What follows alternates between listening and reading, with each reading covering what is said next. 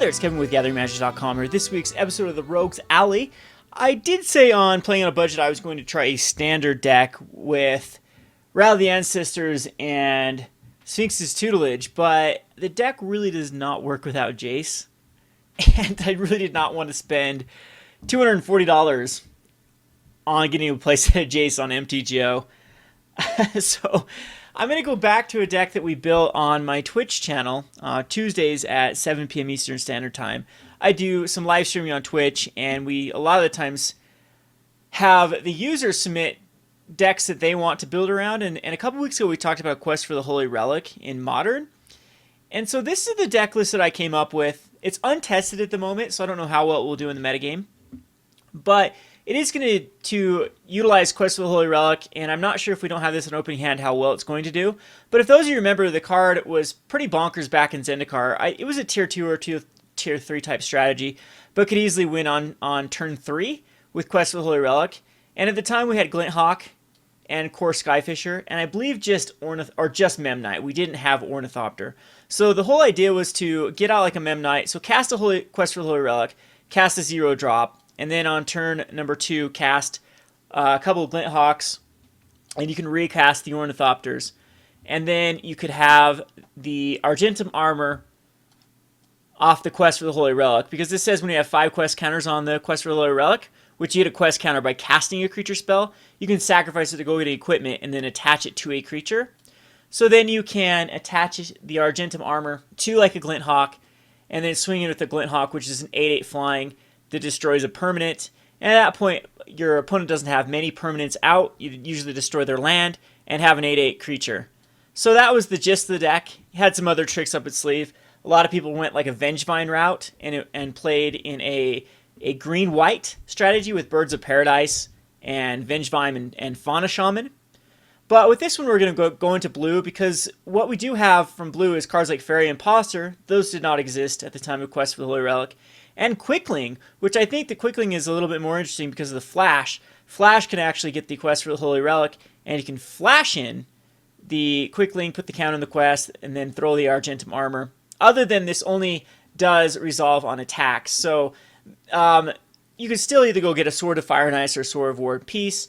And against a lot of matchups, like just resolving a Sword of War and Peace on a creature, like a 4/4 Glint Hawk with a Sword of War and Peace that gets protection from white and red, can be the difference between just locking out your opponent, doing 2 damage to a creature. Oh wait, this is the Sword of Fire and Ice would do the 2 damage and draw a card. Or Sword of War and Peace would deal damage to the cards in their hand, and you gain life with the cards in your hand. So we have a couple other swords of a Light and Shadow, and a fire, and another Fire and Ice, another War and Peace in the sideboard. I don't think that Body and Mind and Feast and Famine are really what this deck wants. The other artifacts, equipments that I thought would be good in this deck is an Elbrus, the Binding Blade, as this one gives the creature +1/+0, but as soon as it hits, you have a 13/13 that then your opponent has to deal with. Now, with a Path to Exile format, maybe that's not the best use of a Quest for the Holy Relic, but I think it's worthwhile to try it out. And we have some other tricks up our sleeve with this deck. I'm thinking about maybe going back into the Signal Pest, and you can just win through aggressive flyers. Even if it's just a 2/1 flyer, we know how good Delver is in the format as a 3/2 flyer. But most of the time we'll have like either a 2/2 or a 2/3 or a 2/1 flyer out that can ping in some damage per turn. We're going to run, the only control that we're going to run is 3 Path to Exiles.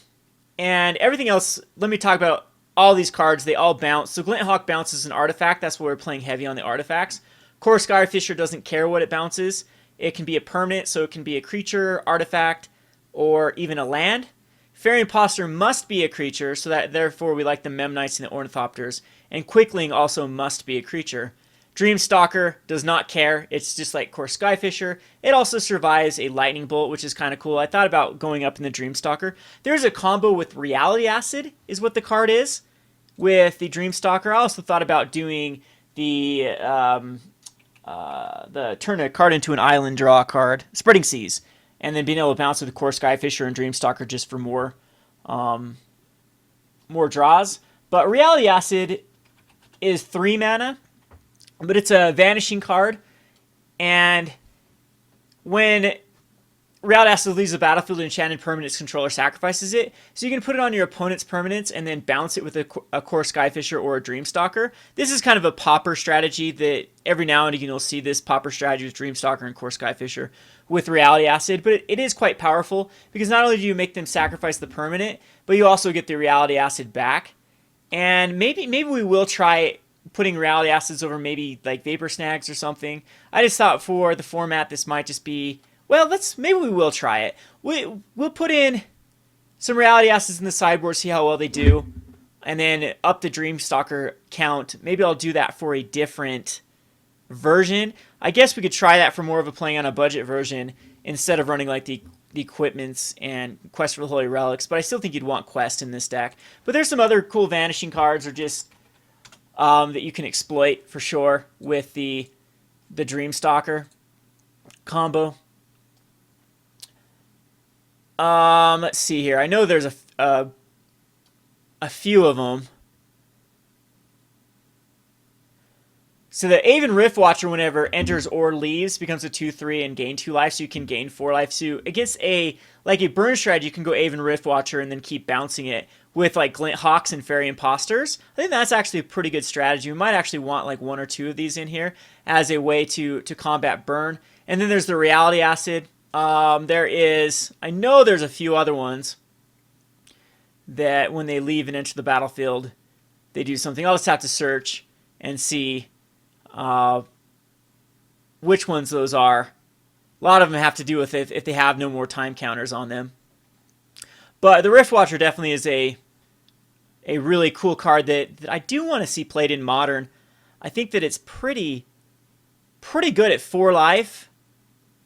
And a 2/3 flyer that can get in there for some damage. And with our deck, we can just keep bouncing it. So maybe we'll mess around with a few of those. We'll see how well this deck works. And then if we need to adjust, we'll do so accordingly. So for other artifacts in this deck, we are running Spellskite. We do need to protect a creature that gets the Quest for the Holy Relic on it. And we can do that through Spellskite. I actually thought about adding a third one. And then we also have the Springleaf Drum that can ramp up our strategy. I know some other people that have built this deck in the past have had all 4 Springleaf Drums, and they're also great targets to Ensoul Artifacts. And that's also why we have the Darksteel Citadel. It's another way for the Glint Hawk to bounce something. We have Mutavaults just in case it goes to the late game and we need to equip an equipment, like a sword, onto a Mutavault, as well as a Faerie Conclave. I think that these are more of remnants. When I was trying the deck out, I used a lot of Mistbind clicks, which says Champion of Fairy, and then it's Flash for a 4/4. And then taps all lands an opponent controls. So you can on their after their untap step and their upkeep, you can flash it in and then tap down their decks and have a 4/4 flyer. What really makes the Mistbind click? It's another card maybe I should mess around with, and maybe instead of Vapor Snags, we'll do that. We'll add some of these, see if we can go like a 1 of Mistbind click. But the whole problem is getting up to 4 mana with a 20 count land with Springleaf Drums. You champion the Fairy. When the Fairy is championed, tap all lands target player's controls. If it's your 5th creature, then you can sack the Quest for the Holy Relic and then grab the Argentum Armor. Your opponent will be completely tapped out. You have a 10/10 flyer, and then you can attack in. And then you can actually even bounce. What's kind of cool with like the Faerie Impostors and the Kor Skyfishers and the Quicklings is then you can then bounce the Mistbind Clique and do it all over again and just keep your opponent locked out. So let's add one of these and see how well this works. I think I will also add an Aven just for funsies to see how the Aven Riftwatcher also works, and we'll also add just 1 Reality Acid, and we'll see how. I'll get rid of the Vapor Snags and possibly another Invisible Stalker, because I thought that the deck would want like Geist of St. Traft or Invisible Stalker or some more swords. Maybe we don't need to bank on so many Sword of War and Pieces. Maybe we just have another Sword of Light and Shadow. I actually think I like the Light and Shadow better than the Sword of War and Peace. I just think that War and Peace dodges both Lightning Bolt and Path to Exile. Light and Shadow is Path to Exile and he sort of like terminates. So I'm not quite sure which one is more powerful. And then Fire and Ice gets rid of like Vapor Snags or Lightning Bolts. So it's really, I don't know if we need both the War and Pieces. Maybe I do want like some sort of Invisible Stalkers. But for now I think we'll just get rid of an Invisible Stalker, a Vapor Snag, and a Spell Pierce. And we'll add another Reality Acid to see how well it works. But you probably do want more Spell Pierces. Maybe 2 path or 3 Path to Exile is enough. and we want the Spell Pierces over the Vapor Snags. Vapor Snag, you can return your own creature, though. That's another reason why I liked it. And it might actually just be better than Path mainboard, like just a 1-of Vapor Snag, because you can return target creature to its owner's hand, make yourself lose a life, but it's another way to bounce through utilizing a spell, or you can bounce your opponent's creature. I just think it's definitely worth trying it out. And then we'll see if we want these Reality Assets, Mistbind Cliques, and Aven Rift Watcher, see how well they match up in the metagame. But I mean, this whole deck, a lot of it exists in the Pauper realm, not the Quest for the Holy Relics, but the Reality Acid combo. So if you are interested in Pauper, there's been a huge influx of people wanting to play Pauper. You still have the Glint Hawks and the Faerie Impostors. Unfortunately, not the Quicklings, but the Kor Skyfishers and the Dream Stalkers. So right there is the bulk of your cards. You still have Ornithopter. I believe Springleaf Drum was printed as a common. Yes, it was before. So Springleaf Drum is available in the format. And you still have access to Vapor Snag and a few other cards like Boomerang that you can use in the deck, and assemble this kind of Reality Acid combo. Reality Acid is also pretty good with Boomerang, as you can Boomerang back a permanent, and you can actually do that with the Reality Acid. So there's a lot of tinkering around with this deck that can be done. Speaking of tinkering around, Trinket Mage is also not bad in this deck, as you can Trinket Mage for a Memnite, an Ornithopter, or a Springleaf Drum. Or I've even seen some people use a 1-of certain equipments, like just a bone splinter, or some of these one equip artifacts that the Trinket Mage can go grab. And then also in your sideboard with the Trinket Mage, you can have like a 1-of Pithing Needle, a 1-of Relic of Progenitus. Let's just look at some options here with the Trinket Mage. And so anything with converted mana cost 1 or less, so even a Mox Opal you can grab. In this particular deck, Mox Opal wouldn't be too hard to get online. And you could also get a, as far as a creature is concerned, you could get the Signal Pest, which in this aggressive flying strategy is not bad at all.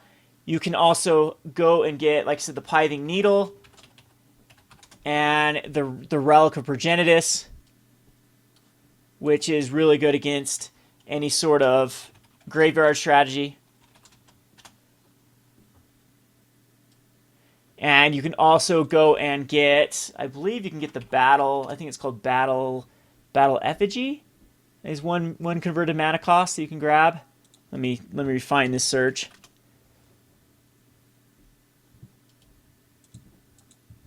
Battle something. It's an equipment. No, it's not. It's an artifact. We'll find it here.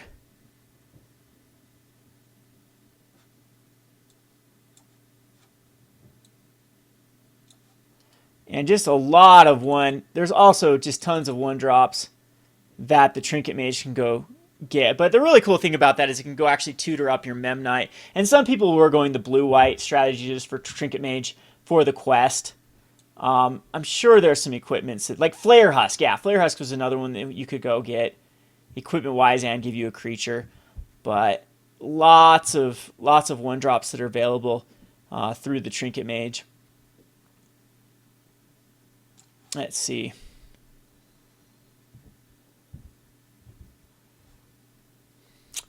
Well, I don't know. It's exile a creature. I'll have to find the exact card and see what it is. So anywho, that's the deck list. That's the gist of what we're trying to accomplish. We're going to queue this up and see how well it pans out versus the metagame.